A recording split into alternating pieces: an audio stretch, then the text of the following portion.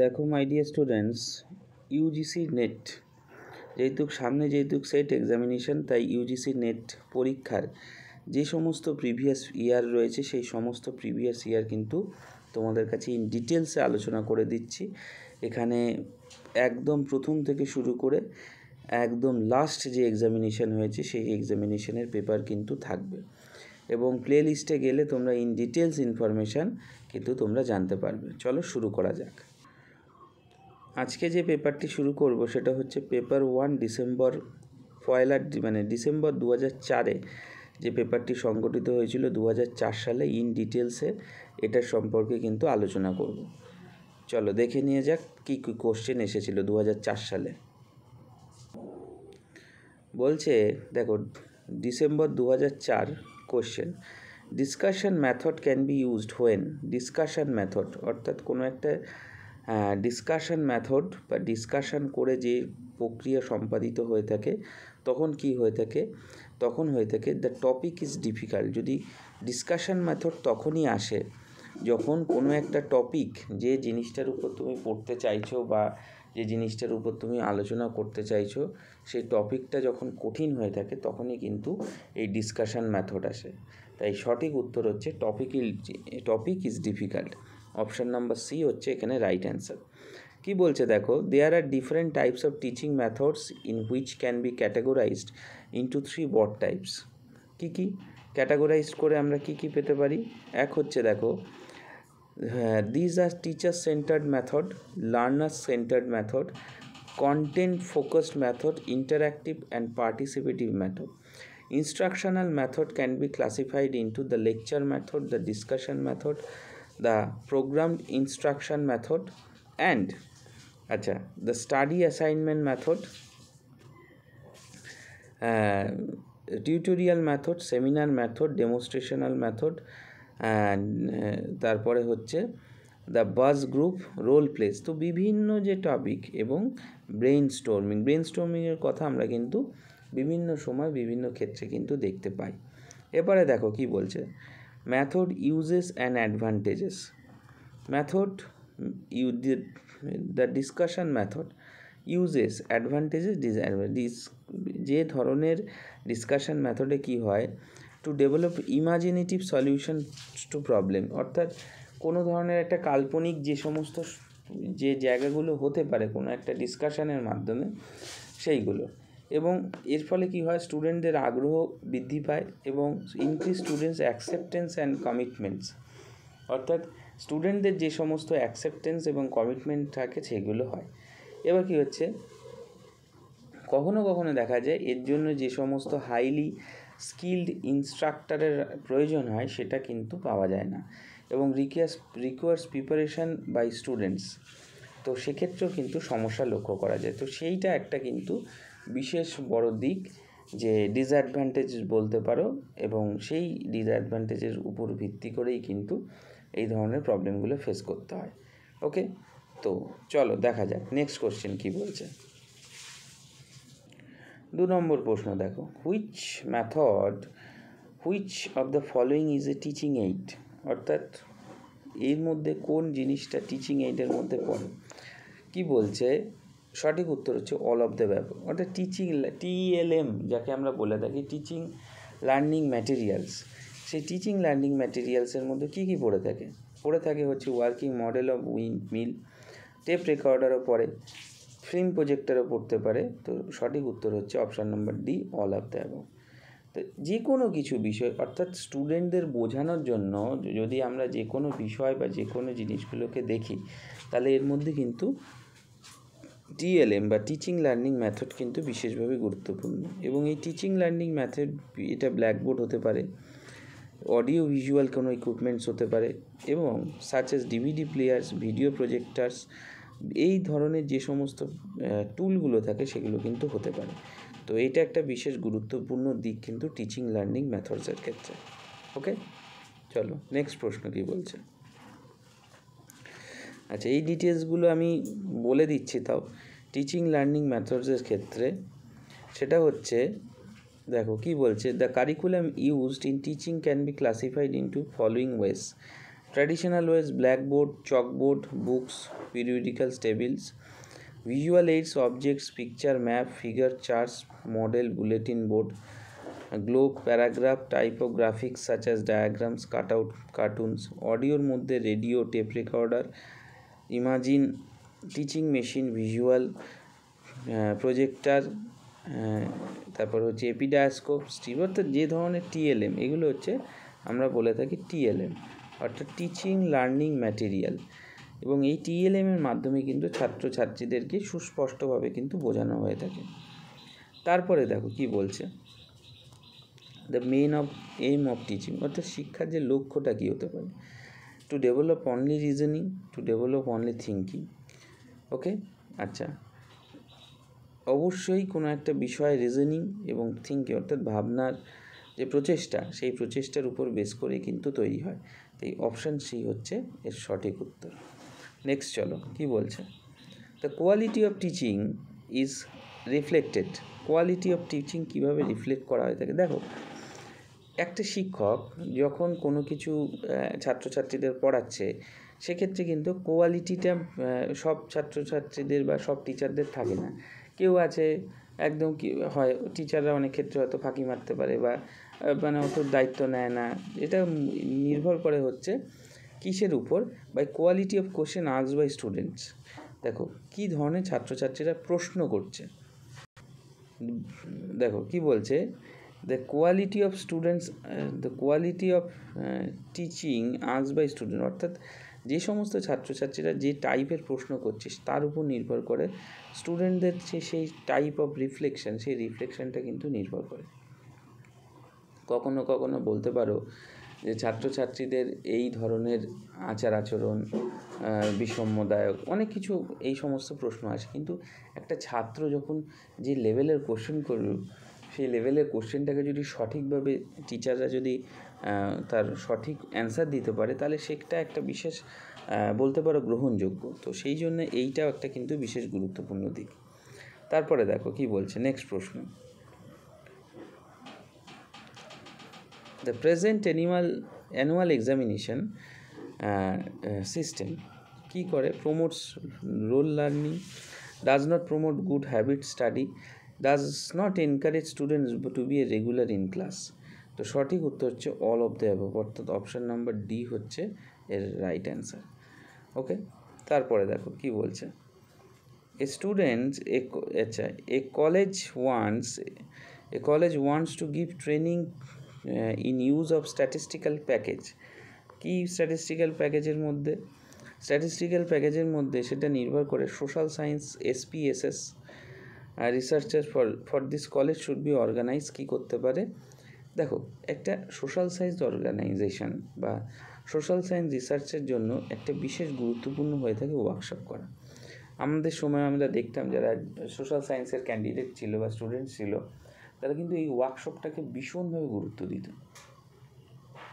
কারণ কি, কারণ হচ্ছে সোশ্যাল সায়েন্সের একটা যে বেস, সেইটা থ্রু টিএলএমের মাধ্যমে বোঝানো হয়ে থাকে বা সমস্ত কিছু দিক থেকে কিন্তু এই কো ক্যারিকুলাম অ্যাক্টিভিটির মধ্যে ওয়ার্কশপটা কিন্তু ভীষণ গুরুত্বপূর্ণ। তো এই অপশান নাম্বার সি হলো এখানে সঠিক উত্তর। তারপরে কি বলছে দেখো, which of the following is not characteristics of A researcher, মানে কি এই কোন ফলোয়িংয়ের মধ্যে রিসার্চারের মধ্যে কোনো ক্যারেক্টারিস্টিক্স না। দেখো research is a systematic, research is not a process, research is problem oriented, research is not passive. তো research is not a process, একদম এইটা কিন্তু বলাটা আমরা বলতে পারি, রিসার্চ ইজ এ প্রসেস। তো রাইট অ্যান্সার হচ্ছে অপশান নম্বর বি সঠিক উত্তর। আচ্ছা, নেক্সট প্রশ্ন দেখো কি বলছে, বলছে which of the following statement is correct. কি বলছে, discoveries of researchers lead to discovery, invention and research আর related, none of the above. সঠিক উত্তর হচ্ছে option number B.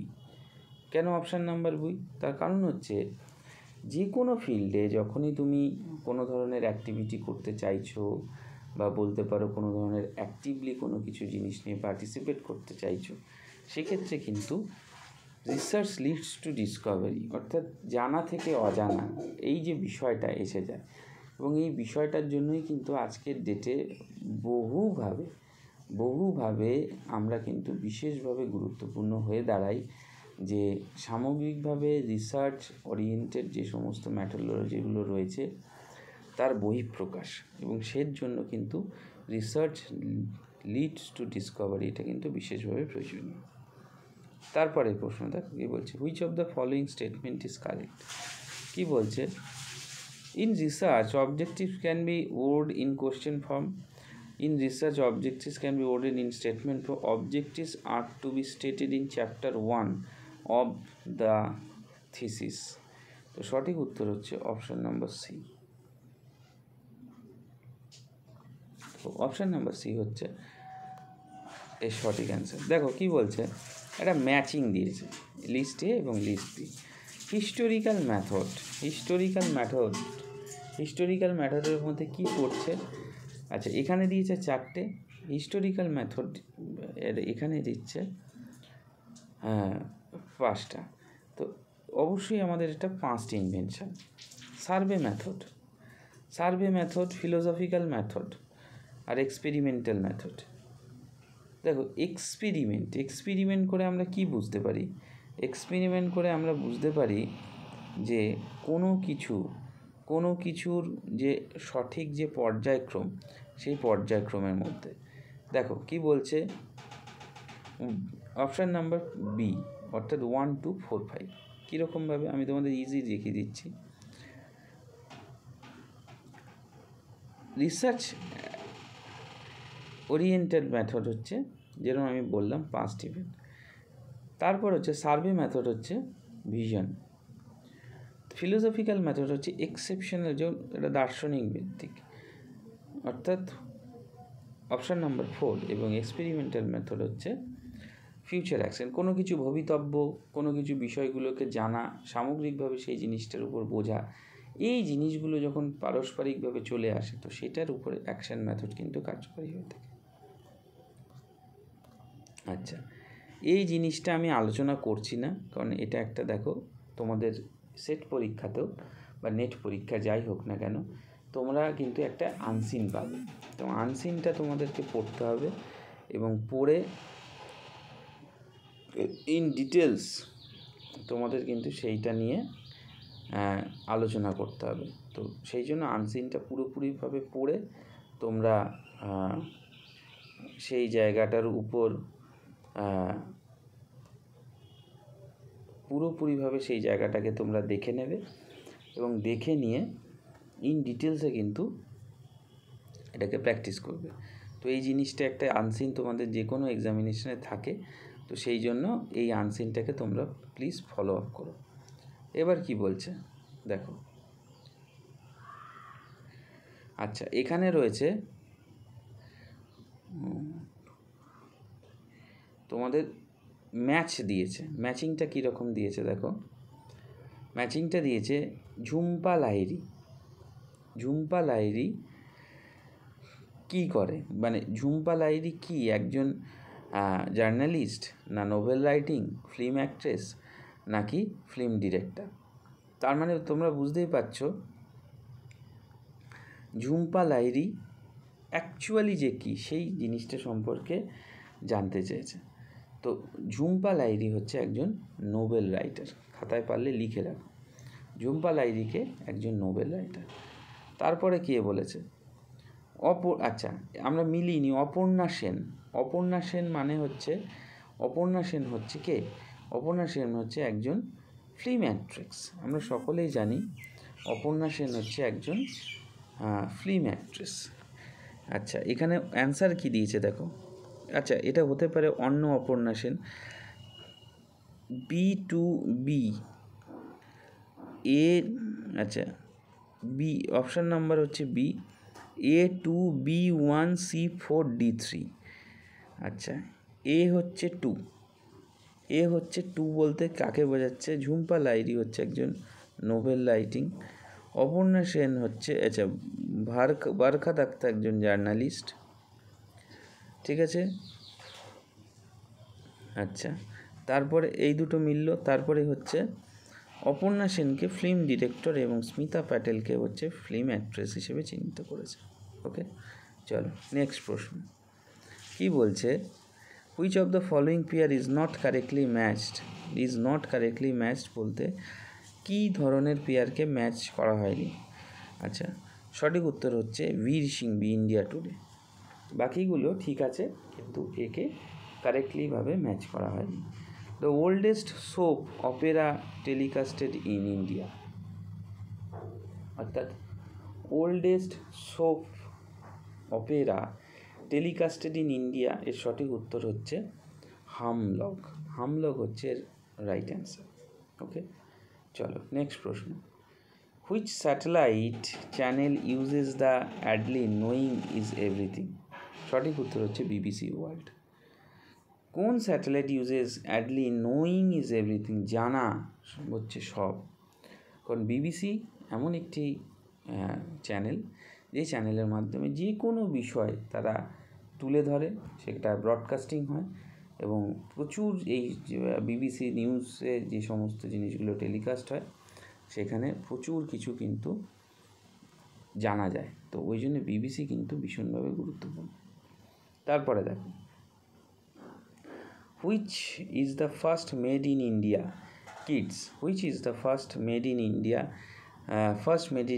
Kids channel television, United Entertainment Hungama TV. এই যে ফার্স্ট মেড ইন ইন্ডিয়া, ভারতে প্রথম তৈরি হয়, মেড ইন ইন্ডিয়া অর্থাৎ ভারতে তৈরি হয়, এই ভারতে তৈরি হয় ইউনাইটেড হোম এন্টারটেনমেন্টস হাঙ্গামা টিভি, এটা হচ্ছে ভারতে তৈরি হয়। অপশন নাম্বার সি হচ্ছে সঠিক উত্তর। নেক্সট প্রশ্ন দেখো, the letters use in the first 7 certain relationships on the basis of relationship right choice for the second set. দেখো এই জিনিসগুলো হচ্ছে রিজনিংয়ের পার্ট। আমি রিজনিং প্রচুর ক্ষেত্রে আলোচনা করেছি, কীরকমভাবে কী পদ্ধতিতে রিজনিংগুলো আসে সেগুলো তোমাদের দেখিয়ে দেবো, কোট করে দেবো। তো এইগুলো হচ্ছে দেখো এক্সপ্ল্যানেশন দেখলে তোমরা বুঝতে পারবে যে কীভাবে এগুলোকে কোট করা হয়েছে। তার কারণ হচ্ছে এই এক্সপ্ল্যানেশনটা কিন্তু ভীষণভাবে জরুরি। আচ্ছা, অর্থাৎ এখানে প্রত্যেকটার সাথে 5 যোগ করে সেটাকে করা হয়েছে, ঠিক এই রিজনিংগুলো আসে। ব্লাড, দেখো অ্যালফাবেটিক্যালি বি হচ্ছে 2, বুঝতে পেরেছো? এই রকমভাবে এগুলো ধরা হয়। তাহলে এই যে ব্লাড এত, ব্রাস্ট এত, তার রোবস, দেখো এর মধ্যে কিন্তু সমস্ত কিছু পাবে, বি পাবে, এই যে বি। তারপরে হচ্ছে ইউএসটি পেয়ে গেলে, তাহলে বিইউএসটি আরও, এ দেখো এখানে তুমি আর পাচ্ছ, এখানে ও পাচ্ছ, তো সেই রকমভাবে সাজিয়ে নিতে হবে। ওকে, আচ্ছা, এটা হচ্ছে একটা ছোট্ট ম্যাথ বলতে পারো বা রিজনিং জাতীয়, সেই ম্যাথ করে এটা করতে হবে। তো এটা তোমরা বাড়িতে প্র্যাকটিস করবে। আর আমি এখন তো পিডিএফটা ফুল প্র্যাকটিস করাচ্ছি, যখন আমি ম্যাথমেটিক্সের জিআই ক্লাসগুলো করাবো তখন ইন ডিটেলস তোমরা একটু জানতে পারবে। আর এগুলো একদম ইজি, রিজনিং নিয়ে কোনো বলবো আমি চাপ নিতে না। তারপরে কি বলছে, আচ্ছা, which of the following statements R true, A wooden table is a table, now it is raining or not raining, the sun rises in the east every day, the chicken comes out of a hen's egg। B হচ্ছে ACD, সঠিক উত্তর হচ্ছে ACD। তাহলে a wooden table is a table, the sun rises অবশ্যই, অর্থাৎ always true, a chicken comes out of hen's egg. তো প্রত্যেকটা জিনিস একদম সঠিকভাবে ইনস্ট্যান্ট গতিতে কিন্তু করা হচ্ছে। তারপরে কি বলছে দেখো, which of the following statesman are mutually inconsistent, most poets are egoistic, most poets are humble, some poets are egoistic, some poets are non egoistic. তো সঠিক উত্তর হচ্ছে option number A and D, অর্থাৎ মোস্ট পোয়েটস আর ইগোইস্টিক আর some poets are not egoistic, এটা হচ্ছে A and D option, এই দুটো হচ্ছে সঠিক অ্যান্সার। আচ্ছা, নেক্সট প্রশ্ন দেখো কি বলছে, which of the following statements are absolutely impossible. কি বলছে, a woman giving birth to her own grandchild. A man attending his own funeral, the sun is not rising in east subday, cars running. আচ্ছা, এর সঠিক উত্তর আছে কি? এর যেটা বলেছে কোটস করে দিয়েছে A and B. A and B মানে হচ্ছে A and B. A woman give birth to her own grandchild, a man attending his own funeral. ওকে, আচ্ছা, এই টাইপের কোশ্চেনগুলো একটু টাফ হয় বা একটু কঠিন হয় বলতে পারো, কারণ এই টাইপের কোশ্চেনগুলো বারংবার আসে এবং যে জিনিসগুলো বারংবার আসে সেই জিনিসগুলো খুব মন দিয়ে ফলো আপ না করে থাকলে প্র্যাকটিস করা কিন্তু খুব চাপ হয়ে যায়। দেখো কি বলছে, which of the following are incorrect ways of arguing if horses are cows. আচ্ছা, এইগুলো হচ্ছে এই যে যেটা আগের দিন আছে রিজনিংয়ে, হর্সেস কাউ, কাউকে এটা গোল গোল করে এরকম করে ছক আকারে করতে হয়। Horses cow, cows are sheep, all horses must be sheep, ঠিক এইরকম। If top actors famous and Shahrukh Khan is a, এটা শাহরুখ খান ইজ এ নেটের কোশ্চেন, তাও 2004 নেটের কোশ্চেন, ঠিক আছে। তো যেটা করতে হবে এটা আমি বলে দিচ্ছি, বাড়িতে এরকম করে রিজনিং, এটা জেনারেল রিজনিং এবিলিটির মধ্যে প্র্যাকটিস করবে, হয়ে যাবে। অপশান নম্বর বি এর সঠিক উত্তর।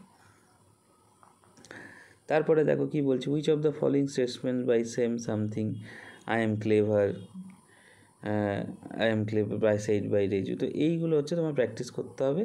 এটা রিজনিংয়ে যখন ক্লাস করাবো ইন ডিটেলসে এর উত্তরটা বলে দিচ্ছি, অ্যান্সারে কীভাবে হয় সেটা বলে দিচ্ছি। দেখো, I am clever said by Rama, I am clever said by Raju, my son is Rama's father, my brother. এবার correct course A B C D E F, প্রথমে রামা বললো, তারপর হচ্ছে said by Raju, I am clever. এই যে সিকোয়েন্স বেস, সেই sequence বেসে তোমায় সাজাতে হবে। ওকে, তো এইগুলো খুব মন দিয়ে প্র্যাকটিস করো, খুব ভালো হবে।